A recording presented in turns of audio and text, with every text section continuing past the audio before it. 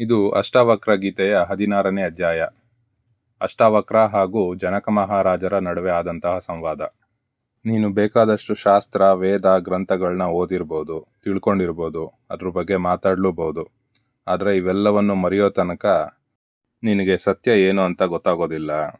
ಪ್ರಪಂಚದಲ್ಲಿ ಬೇಕಾದಷ್ಟು ಧರ್ಮಗಳಿದೆ. ಪ್ರತಿಯೊಂದು ಧರ್ಮದಲ್ಲೂ ಸಹ ಧರ್ಮ ಗ್ರಂಥಗಳಿದೆ, ಪುಸ್ತಕಗಳಿದೆ, ಶಾಸ್ತ್ರಗಳಿದೆ. ಅದರಲ್ಲಿ ಜ್ಞಾನ ಅಂದ್ರೆ ಏನು, ಮುಕ್ತಿ ಅಂದ್ರೆ ಏನು, ಆತ್ಮ ಸಾಕ್ಷಾತ್ಕಾರ ಅಂದ್ರೆ ಏನು, ದೇವರು ಅಂದ್ರೆ ಏನು ಅನ್ನೋದನ್ನ ಎಕ್ಸ್ಪ್ಲೇನ್ ಮಾಡಿರ್ತಾರೆ. ಪ್ರಪಂಚದ ಎಲ್ಲ ಪವಿತ್ರ ಗ್ರಂಥಗಳನ್ನ ಓದ್ಕೊಂಡು ಅರ್ಥ ಮಾಡಿಕೊಂಡು ಅದ್ರ ಬಗ್ಗೆ ಮಾತಾಡೋದ್ರಿಂದ, ಉಪದೇಶ ಕೊಡೋದ್ರಿಂದ ಸತ್ಯ ಏನು ಅಂತ ನಮ್ಮ ಅರಿವಿಗೆ ಬರೋದಿಲ್ಲ. ನಮ್ಮ ಎಲ್ಲ ತಿಳುವಳಿಕೆಯನ್ನು, ಪಾಂಡಿತ್ಯವನ್ನು, ಜ್ಞಾನವನ್ನು ಬದಿಗಿಟ್ಬಿಟ್ಟು ಅದನ್ನೆಲ್ಲ ಮರೆತುಬಿಟ್ಟು ನಮ್ಮಲ್ಲಿ ನಾವು ಪ್ರತಿಷ್ಠಿತನಾದಾಗ ಮಾತ್ರ ಸತ್ಯ ಏನು ಅಂತ ಗೊತ್ತಾಗುತ್ತೆ. ಇನ್ನೂ ಸಿಂಪಲ್ ಆಗಿ ಹೇಳಬೇಕು ಅಂದರೆ, ನಾವು ಕಲ್ತಿರೋದು ಎಲ್ಲವನ್ನು ಮರ್ತೋದ್ಮೇಲೆ ಮಾತ್ರ ನಮಗೆ ಆತ್ಮ ಸಾಕ್ಷಾತ್ಕಾರ ಅನ್ನೋದಾಗುತ್ತೆ ಅಂತ. ಜೀವನದಲ್ಲಿ ನೀವೇನೆಲ್ಲ ಕೆಲಸ ಮಾಡಿರ್ಬೋದು, ಎಂಜಾಯ್ ಮಾಡಿರ್ಬೋದು, ಧ್ಯಾನ ಪ್ರಾಕ್ಟೀಸ್ ಮಾಡಿರ್ಬೋದು, ಆದರೂ ಸಹ ನಿಮ್ಮ ಮನಸ್ಸು ಇದನ್ನೆಲ್ಲ ಮೀರಿದ್ದನ್ನು ಆಸೆ ಪಡ್ತಾ ಇರುತ್ತೆ. ವಿಶ್ವದ ಎಲ್ಲ ಭೋಗಗಳನ್ನು ಅನುಭವಿಸಿದಂತಹ ಶ್ರೀಮಂತನನ್ನು ಹೋಗಿ ಕೇಳಿದ್ರೆ ಅವನು ಹೇಳ್ತಾನೆ, ಎಲ್ಲವನ್ನು ಅನುಭವಿಸ್ದೆ, ಆದರೆ ಏನೋ ಒಂದು ಇನ್ಕಂಪ್ಲೀಟ್ ಅನಿಸುತ್ತೆ, ನನಗೆ ಯಾಕೋ ತೃಪ್ತಿ ಅನ್ನಿಸ್ತಾ ಇಲ್ಲ ಅಂತಾನೆ ಹೇಳ್ತಾನೆ. ಪ್ರಪಂಚದ ಎಲ್ಲ ಆಸೆಗಳು, ಎಂಜಾಯ್ಮೆಂಟ್ಗಳನ್ನ ಮೀರಿದ್ದಂತಹ ಅನುಭವ ಯಾವ್ದಾದ್ರು ಇದ್ದರೆ ಅದನ್ನು ಸಹ ನಾನು ಅನುಭವಿಸ್ಬೇಕು ಅಂತ ನಮ್ಮ ಮನಸ್ಸು ಯಾವಾಗಲೂ ತುಡಿತಾ ಇರುತ್ತೆ. ವಿಶ್ವದಲ್ಲಿ ಬಹಳಷ್ಟು ಜನ ನೋವನ್ನು ಅನುಭವಿಸ್ತಾ ಇದ್ದಾರೆ. ಯಾಕೆಂದರೆ ಅವರು ನಿರಂತರವಾಗಿ ಕಷ್ಟಪಡ್ತಾ ಇರೋದ್ರಿಂದ. ಅವರು ಕಂಟಿನ್ಯೂಸ್ ಆಗಿ ಎಫರ್ಟ್ ಆಗ್ತಿರೋದೇ ಅವ್ರ ದುಃಖಕ್ಕೆ ಮೂಲ ಕಾರಣ. ಆದರೆ ಈ ವಿಷಯ ಮಾತ್ರ ಯಾರಿಗೂ ಅರ್ಥನೇ ಆಗ್ತಾ ಇಲ್ಲ. ಜೀವನದ ಅನುಭವ ಉಳ್ಳಂತಹ ಬುದ್ಧಿವಂತ ವ್ಯಕ್ತಿ ಈ ಸಣ್ಣ ಉಪದೇಶದಿಂದಲೇ ಮುಕ್ತ ಆಗ್ಬಿಡ್ತಾನೆ. ಏನಂದರೆ, ಯಾರು ಕಣ್ಣು ರೆಪ್ಪೆನ ಮಿಟುಕ್ಸೋದಕ್ಕೂ ಸಹ ವ್ಯಥೆ ಪಡ್ತಾರೋ, ಬೇಜಾರು ಮಾಡ್ಕೋತಾರೋ ಅಂತಹ ಆಲಸ್ಯ ಸೋಮಾರಿಗೆ ಮಾತ್ರ ಸುಖ ಪ್ರಾಪ್ತಿ ಆಗುತ್ತೆ, ಆತ್ಮ ಸಾಕ್ಷಾತ್ಕಾರ ಆಗುತ್ತೆ ಅಂತ. ಇದರರ್ಥ ಕಂಟಿನ್ಯೂಸ್ ಆಗಿ ನೋವು ಅನುಭವಿಸ್ಕೊಂಡು ಕಷ್ಟಪಟ್ಕೊಂಡು ಪ್ರಾಕ್ಟೀಸ್ ಮಾಡೋನ್ಗಿಂತ ಏನೂ ಮಾಡದೆ ಆಲಸ್ಯವಾಗಿರುವಂತಹ ಸೋಮಾರಿಗೆ ಬೇಗ ಮುಕ್ತಿ ಪ್ರಾಪ್ತಿ ಆಗುತ್ತೆ ಅಂತ.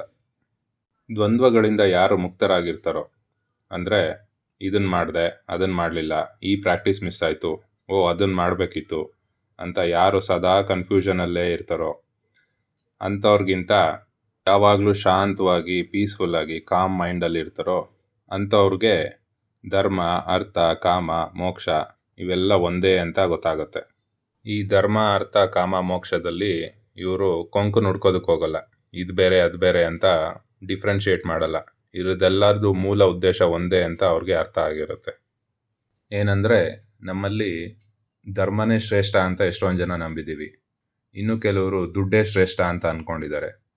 ಇನ್ನು ಕೆಲವರು ಇದಕ್ಕಿಂತ ಮೀರಿದ್ದು ಕಾಮ ಇಂಪಾರ್ಟೆಂಟು ಅಂತ ಇನ್ನೂ ಕೆಲವರು ಹೇಳ್ತಾರೆ. ಆದರೆ ಇದನ್ನೆಲ್ಲ ಮೀರಿ ಇನ್ನೂ ಕೆಲವರು ಹೇಳ್ತಾರೆ ಮೋಕ್ಷ ಇಂಪಾರ್ಟೆಂಟು, ಜೀವನದಲ್ಲಿ ಸತ್ಯನ ತಿಳ್ಕೊಬೇಕು, ಆತ್ಮಜ್ಞಾನಿ ಆಗಬೇಕು ಅಂತ ಇನ್ನೂ ಕೆಲವರು ಹೇಳ್ತಾರೆ. ಜನಗಳು ಇದನ್ನು ಯಾವಾಗಲೂ ಬೇರೆ ಬೇರೆಯಾಗೇ ನೋಡ್ತಾರೆ, ಅದು ಬೇರೆ ಇದು ಬೇರೆ ಅಂತ. ಈ ಥರ ಇರೋದನ್ನೇ ದ್ವಂದ್ವ ಮನಸ್ಸುಳ್ಳವರು ಅಂತ ಹೇಳೋದು.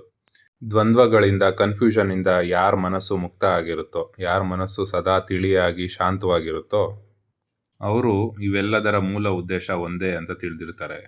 ಕೆಲವರು ಹೇಳ್ತಾರೆ, ಸಾಧನೆಯ ದಾರಿಯಲ್ಲಿ ಇಂದ್ರಿಯಗಳೇ ನಮಗೆ ಅಡ್ಡಿಗಳು, ಅವುಗಳನ್ನು ಕಂಟ್ರೋಲಲ್ಲಿ ಇಡಬೇಕು, ಕಂಟ್ರೋಲಲ್ಲಿ ಇಡಲಿಲ್ಲ ಅಂದರೆ ಅವು ನಮ್ಮ ತಪ್ಪ ದಾರಿಗೆ ಎಳ್ಕೊಂಡು ಹೋಗುತ್ತೆ, ನಮ್ಮ ಸಾಧನೆಯನ್ನೆಲ್ಲ ಹಾಳು ಮಾಡಿಬಿಡುತ್ತೆ ಅಂತ ಕೆಲವ್ರು ಹೇಳ್ತಾರೆ. ಇನ್ನೂ ಕೆಲವ್ರು ಹೇಳ್ತಾರೆ, ಜೀವನದಲ್ಲಿ ಸುಖ ಅನುಭವಿಸೋಕ್ಕಾಗೋದೇ ಇಂದ್ರಿಯಗಳಿಂದ, ಇಂದ್ರಿಯಗಳಿಲ್ಲ ಅಂದರೆ ನಮಗೆ ಸುಖ ಅಂದರೆ ಏನು ಅನ್ನೋದೇ ಗೊತ್ತಾಗಲ್ಲ, ಅವುಗಳನ್ನ ಅನುಭವಿಸ್ಬೇಕು, ಎಂಜಾಯ್ ಮಾಡಬೇಕು ಅಂತ ಇನ್ನೊಂದಷ್ಟು ಜನ ಹೇಳ್ತಾರೆ. ಆದರೆ ಈ ಮಾತುಗಳನ್ನ ಯಾರು ನಂಬೋದು ಇಲ್ವೋ, ತಿರಸ್ಕರಿಸೋದು ಇಲ್ವೋ ಅವರು ಯಾವ ಪಕ್ಷಕ್ಕೂ ಸೇರಿದವರಲ್ಲ. ಅವ್ರಿಗೆ ಪ್ರಪಂಚದ ಎಂಜಾಯ್ಮೆಂಟು ಬೇಕಾಗಿಯೂ ಇಲ್ಲ, ಬೇಡದೇ ಆಗಿಯೂ ಇಲ್ಲ. ಅವರು ಅದಕ್ಕೆ ಅಂಟ್ಕೊಂಡು ಇರೋದಿಲ್ಲ, ಅದನ್ನು ದ್ವೇಷಿಸೋದು ಇಲ್ಲ ಅಂತ.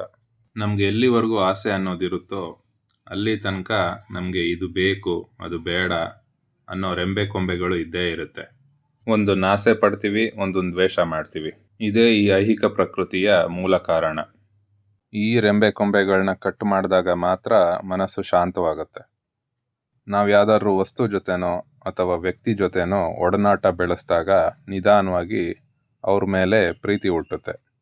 ನನಗೆ ಯಾವನೂ ಬೇಡ, ಯಾವುದು ಬೇಡ ಅಂತ ಎಲ್ಲವನ್ನು ದೂರ ಇಟ್ಟಾಗ ಪ್ರಪಂಚದ ಎಲ್ಲದರ ಮೇಲೂ ನಮಗೆ ದ್ವೇಷ ಹುಟ್ಟುತ್ತೆ. ಹೇಗೆ ಒಂದು ಎಳೆ ಮಗು ಯಾವುದನ್ನು ಪ್ರೀತಿಸೋದು ಇಲ್ಲವೋ, ಯಾವುದನ್ನು ದ್ವೇಷಿಸೋದು ಇಲ್ಲವೋ, ಅದೇ ರೀತಿ ಆತ್ಮಜ್ಞಾನಿಯಾದವನು ನಿರ್ದ್ವಂದ್ವನಾಗಿ ಆರಾಮಾಗಿ ತನ್ನ ಜೀವನವನ್ನು ಅದೇ ರೀತಿ ಸಾಗಿಸ್ಬಿಡ್ತಾನೆ. ಸಂಸಾರಕ್ಕೆ ಅಂಟ್ಕೊಂಡು ನೊಂದು ಬೆಂದೋಗಿರುವಂತಹ ವ್ಯಕ್ತಿಗೆ ಇದರಿಂದ ನಾನು ದೂರ ಇದ್ರೇ ನಾನು ಎಷ್ಟೋ ನೆಮ್ಮದಿಯಾಗಿರ್ತೀನಿ ಅಂತ ಅನಿಸುತ್ತೆ. ಸಂಸಾರಕ್ಕೆ, ಪ್ರಪಂಚಕ್ಕೆ ಯಾವುದಕ್ಕೂ ಅಂಟ್ಕೊಳ್ದೇ ಇರುವಂತಹ ವ್ಯಕ್ತಿ ಅವನು ಅದರೊಳಗಡೆ ಇದ್ರೂ ಸಹ ದುಃಖ ಪಡೋದಿಲ್ಲ. ಅವನ ಪಾಡಿಗೆ ಅವನು ಕೆಲಸ ಮಾಡ್ಕೊಂಡು ಹೋಗ್ತಾನೆ. ಅವನು ಜೀವನದಲ್ಲಿ ಪ್ರತಿಯೊಂದು ಕೆಲಸ ಮಾಡ್ತಿದ್ರೂ ಸಹ ಅವನು ಜೀವನ್ಮುಕ್ತ ಅನ್ನಿಸ್ಕೋತಾನೆ. ಆತ ಸಂಸಾರ ಬಂಧನದಲ್ಲಿದ್ದರೂ ಸಹ ಆರಾಮಾಗೇ ಇದ್ಬಿಡ್ತಾನೆ.